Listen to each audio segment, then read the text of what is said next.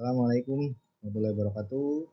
Izin Bapak, izinkan diri Taruna Muda Poltekip Angkatan yang ke-7, nama Muhammad Winata, STB 084, absen nomor 33, dari kelas tadi pesan kelas C.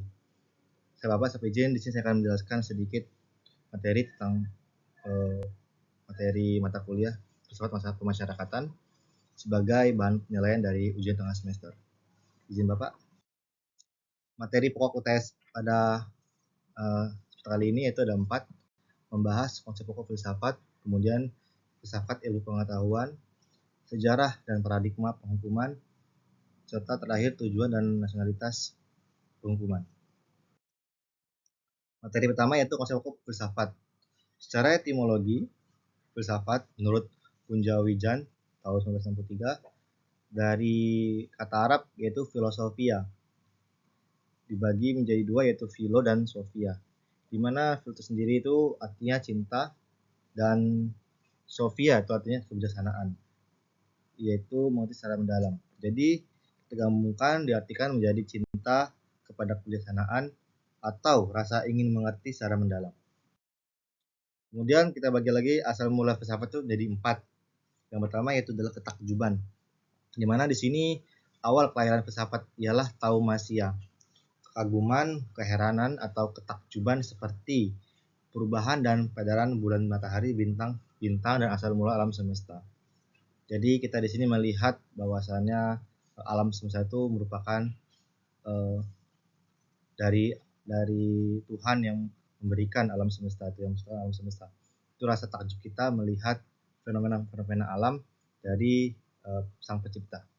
Kemudian yang kedua adalah ketidakpuasan, yaitu membuat manusia terus-menerus mencari penjelasan yang lain yang lebih pasti dan meyakinkan dan berpikir secara rasional.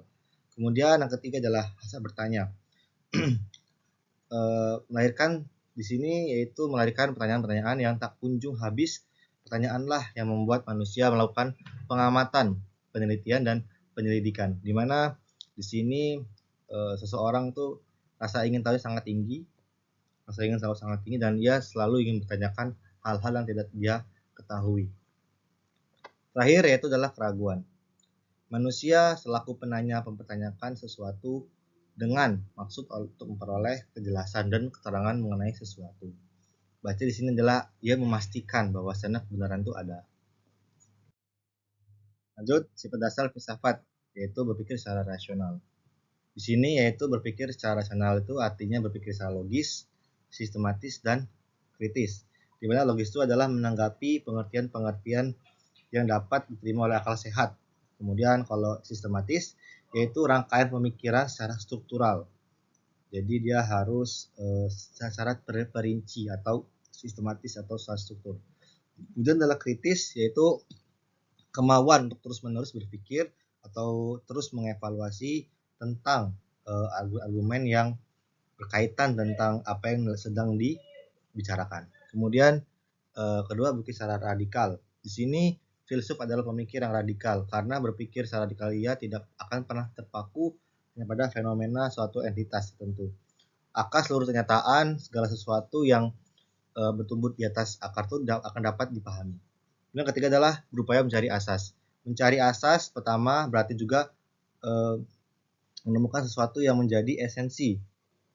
Ya, menjadi esensi bahwasannya atau itu realitas, yaitu menemukan esensi suatu realitas itu berarti dapat diketahui dengan pasti dan menjadi jelas. Dan keempat yaitu adalah memburu kebenaran, di mana kebenaran yang diburunya adalah kebenaran hakiki tentang seluruh realitas dan setiap hal yang dapat dipersoalkan. Kemudian berusaha memperoleh kejelasan akar seluruh kenyataan agar selalu sesuatu yang bertumbuh di atas akar itu akan dapat dipahami. Jadi di sini adalah kita harus memperoleh kejelasan tentang hal-hal yang kita nggak ketahui. Kemudian terakhir adalah berupaya mencari asas. Di sini yaitu berupaya untuk mendapatkan kejelasan dan penjelasan mengenai seluruh realitas serta berjuang gigih untuk mengeliminasi segala sesuatu yang tidak jelas. Untuk filsafat ada 2 yaitu objek material dan objek formal. Material itu adalah segala sesuatu yang ada atau mungkin ada, baik konkret maupun yang abstrak. Sedangkan formal itu adalah suatu sifat penelitian yang mendalam. Dan adalah bahan filsafat itu ada 3, pendobrak, pembebas dan pembimbing. di mana filsafat itu sendiri mendobrak pintu dan tembok tradisi yang sakral dan tidak boleh diganggu gugat oleh atau dipersoalkan. Kemudian ada pembebas dan pembimbing. Ada kita ketahui ada cabang filsafat, yaitu ada 5. Yang pertama adalah epistemologi, kemudian adalah metafisika, kemudian ketiga logika, keempat etika, dan terakhir estetika.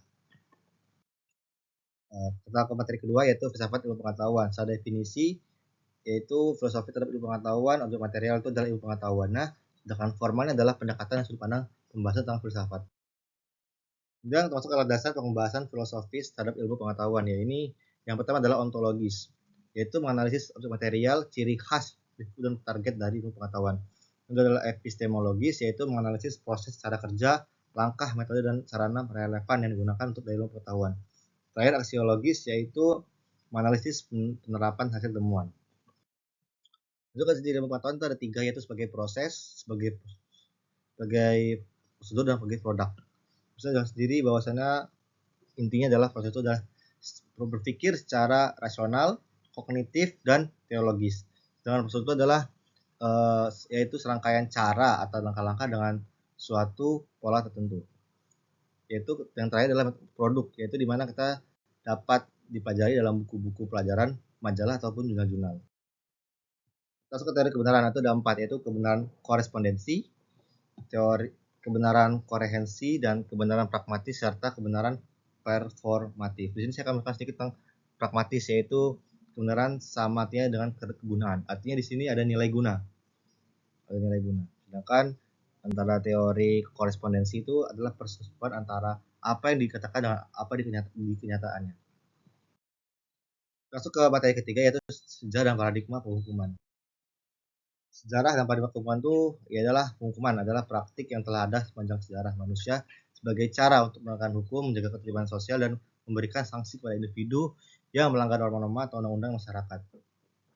Sejarah ini yaitu mencakup berbagai metode dan filosofi yang berkembang seiring dengan jalannya waktu serta masuknya budaya-budaya baru. Sejarah bentuk penghukuman itu adalah 4, yaitu pembalasan, kemudian ada pada abad pertengahan di Romawi terciptalah burial, alif, correctio fusion, drowning, beheading, dan burning. Kemudian yang ketiga tuh ada ganti rugi, suatu perbuatan di mana pidana diselesaikan dengan memberikan ganti rugi atau uang atau benda tertentu. Kemudian yang keempat itu adalah zaman sebelum Aos Indisi Kopakni, yaitu pembahasan keluarga. Maksud di sini adalah pembahasan keluarga, yaitu